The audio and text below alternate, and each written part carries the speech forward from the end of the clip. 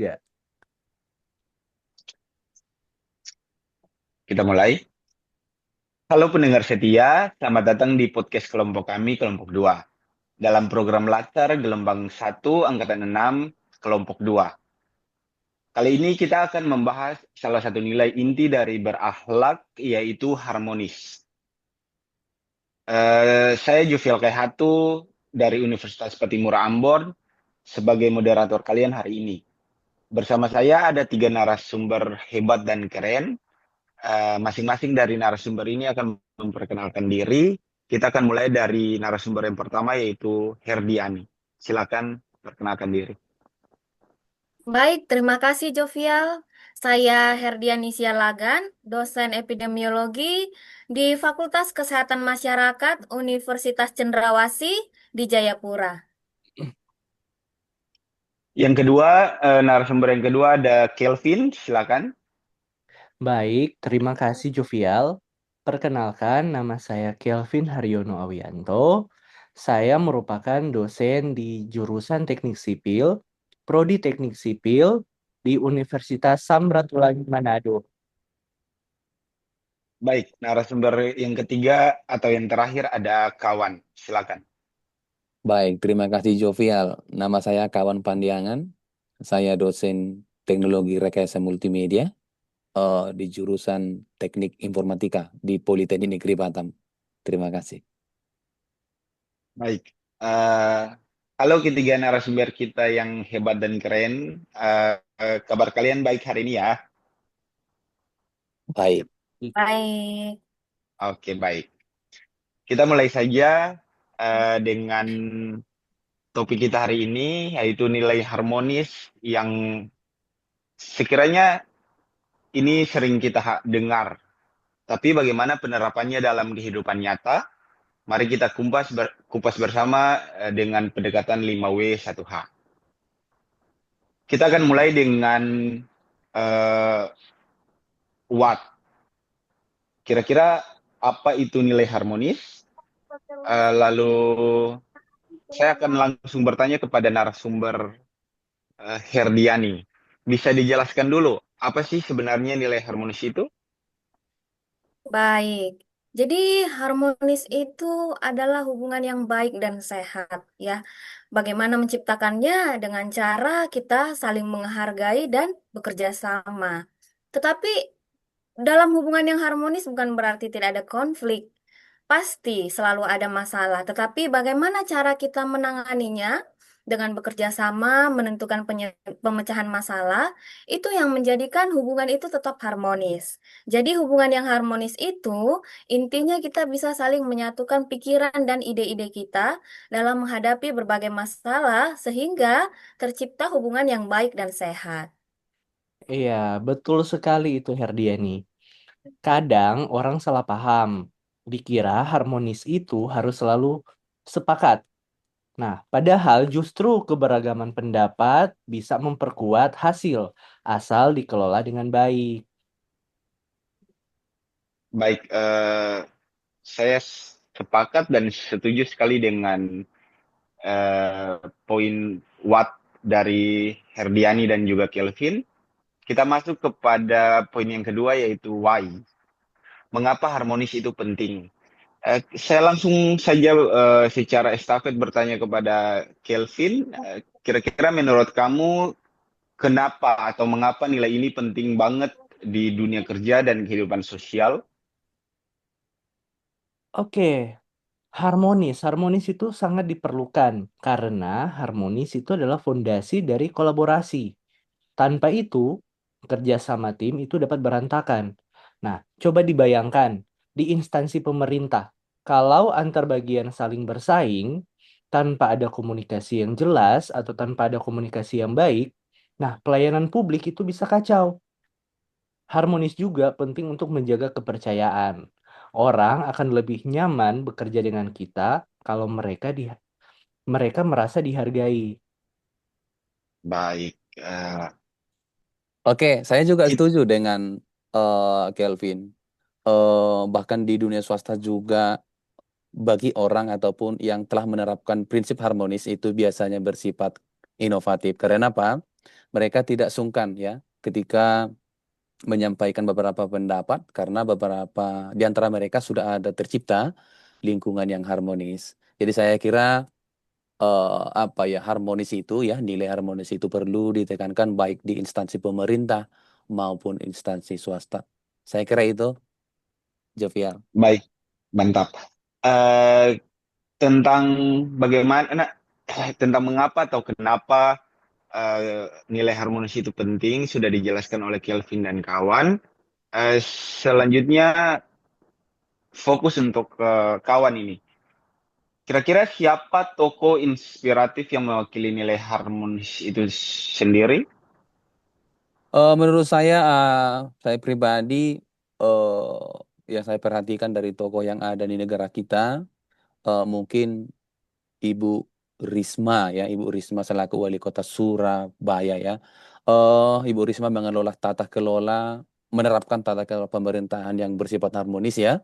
Dia apa ya, membangun suasana yang baik lah kepada stakeholder barangkali ya, agar tercipta suasana kerja yang baik.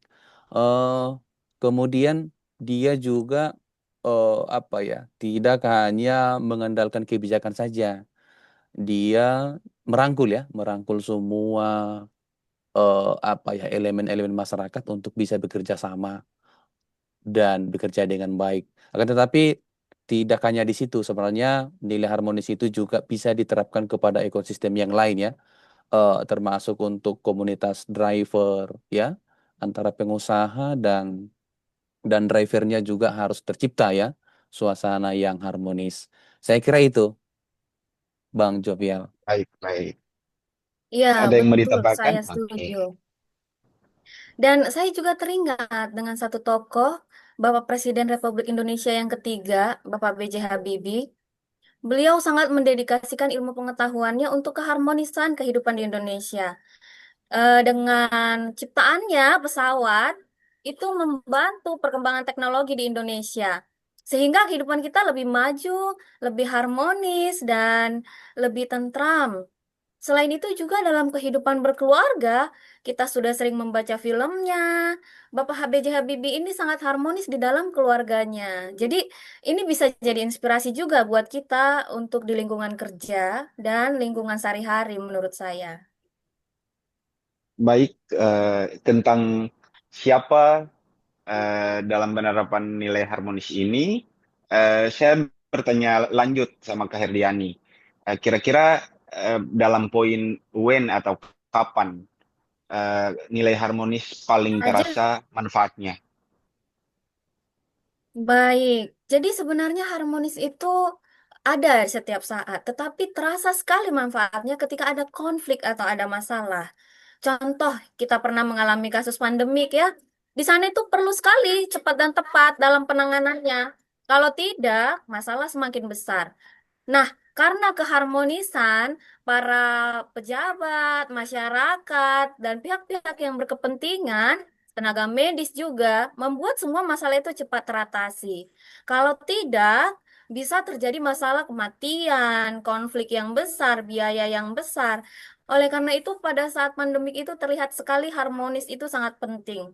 Kerjasama tim sangat penting. Iya, saya tambahkan Herdiani di momen transisi juga itu harmoni sangat dirasakan. Nah, Ya, contohnya saat ada pegawai baru masuk, ya dalam hal ini kita kan masih baru gitu. Kita masuk di instansi lingkungan kita masing-masing. Nah, saat kita masuk, apa yang coba apa yang bisa kita rasakan jika jika di lingkungan tersebut tuh kata harmonis tidak ada. Nah, makanya kita harus menciptakan lingkungan yang harmonis. Nah, karena dengan lingkungan yang harmonis, membuat kita atau orang lain yang baru masuk itu bisa merasa diterima dan lebih nyaman gitu. Karena eh, kalau kita merasa diterima dan lebih nyaman, otomatis kerja kita juga akan semakin baik. Karena kalau tidak merasa nyaman, itu berarti kita kayak apa ya, tidak diterima di situ. Jadi kita kalau mau kerja juga merasa kayak apa ya, tidak tidak leluasa lah gitu. Apa-apa selalu dikontrol. Tapi kalau kita harmonis, berarti kita merasa bebas gitu. Apa-apa semuanya merasa nyaman. Seperti itu.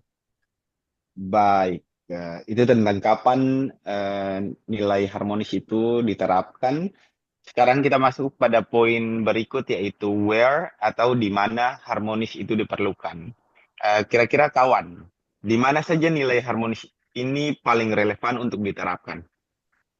Oke, terima kasih Jovial. Saya kira nilai harmonis itu harus kita terapkan di mana saja ya. Untuk ini tadi dari skop yang kecil ya, barangkali di lingkungan keluarga saja kita harus menerapkan prinsip harmonis ya, yang mana yang menjadi tanggung jawab ayah, yang mana kewajiban ayah, demikian juga untuk ibu, mana tanggung jawab ibu dan anak juga seperti itu. Nah, habis dari situ kita berangkat ke dunia kerja barangkali ya. Di sana eh, sebisanya ya, pastilah kita harus menerapkan lingkungan harmonis antara apa? Biar apa ya, divisi A, divisi B, banyak divisi ya, ada struktural ya, tercipta suasana kerja yang kondusif. Nah, kemudian lebih besar lagi nilai harmonis itu juga diterapkan di masyarakat. Ya, ini tujuannya adalah untuk tercipta juga suasana yang kondusif. Tidak ada perang seperti yang udah pernah kita pelajari. Ya, eh, apabila misalnya ada lingkungan yang kondusif, ya dengan menerapkan prinsip harmonis yang tadi, saya kira tidak ada yang menjadi peperangan yang kita doakan jauh-jauh lah dari kita semua ya. Saya kira itu jawaban saya, Jovia. Ya, Ya, Jovial, saya juga ingin menambahkan sedikit. Jadi, harmonis itu juga harus diterapkan terhadap lingkungan juga, terhadap alam juga. Ya, bukan hanya di masyarakat atau kepada orang lain. Jadi, seperti bencana alam yang pernah kita alami akhir-akhir ini di Sumatera, ya. Kenapa? Kalau kita mencintai alam, mencintai lingkungan, maka tidak akan terjadi banjir, tidak akan terjadi longsor, kehidupan bermasyarakat pun jadi harmonis. Tetapi kalau kita tidak terapkan keharmonisan dengan alam, itu bisa menjadi pertentangan antara petinggi atau pegawai pemerintahan masyarakat, jadi ada konflik. Nah, jadi harmonis ini pun tetap bisa diterapkan untuk lingkungan. ya, betul sekali saya sepakat. Memang harmonis itu harusnya diterapkan dalam segala bentuk aspek kehidupan, termasuk yang dikatakan Herdiani dengan lingkungan itu sendiri. Nah, kita masuk pada poin yang terakhir nih, yaitu how atau bagaimana menerapkan nilai harmonis itu sendiri. Kira-kira Kelvin, gimana sih cara kita menerapkan nilai harmonis dalam kehidupan sehari-hari? Baik, Jovial. Ada beberapa cara agar supaya kita bisa menerapkan nilai harmonis itu dalam kehidupan kita sehari-hari. Nah, yang pertama, kita dengan cara mendengarkan orang lain dengan empati. Artinya yang mana kita akan merasa dihargai kalau apa yang kita bicarakan, apa yang kita bilang itu didengarkan dengan baik oleh orang lain. Nah, kemudian yang kedua, hindari asumsi negatif. Dengan menghindari asumsi negatif, itu dapat memperkecil potensi terjadinya perpecahan. Kalau perpecahan semakin kecil berarti nilai harmoninya semakin naik. Kemudian yang ketiga, bangun komunikasi yang terbuka. Dengan membangun komunikasi yang terbuka, wawasan kita akan semakin luas. Artinya kita dapat melihat dari sudut pandang yang lebih besar, tidak hanya dari sudut pandang kita sendiri. Dengan begitu, nilai harmonis dapat tercapai. Kemudian yang keempat, hargai perbedaan pendapat. Nah, kita harus saling menghargai perbedaan pendapat. Walaupun di tempat kerja kita, misalnya ada petinggi kan, ada petinggi dan ada bawahan gitu, ada karyawan sama ada bos. Nah, itu sebenarnya kalau saat ada mau mendiskusikan sesuatu, itu bagusnya itu bukan dari pendapat bos saja yang didengar. Jadi kita harus juga mendengarkan pendapat dari orang lain. kita harus menghargai pendapat dari orang lain. Karena dengan begitu, nilai harmonis dapat dicapai juga begitu. Dan yang terakhir, kita jangan ragu untuk meminta maaf dan memberi maaf.